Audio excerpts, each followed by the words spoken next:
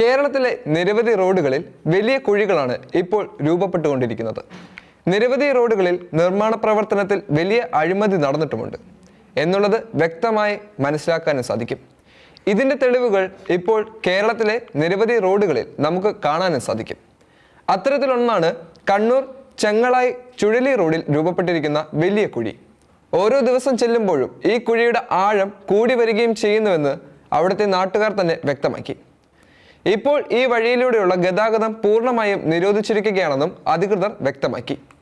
വിദഗ്ധ പരിശോധന ആവശ്യമാണെന്ന് തളിപ്പറമ്പ് തഹസിൽദാർ വ്യക്തമാക്കിയിട്ടുണ്ട്.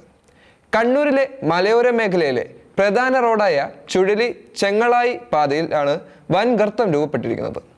പനങ്കുന്ന് ഭാഗത്തെ റോഡിലാണ് വൻ കുഴി രൂപപ്പെട്ടിരിക്കുന്നത്.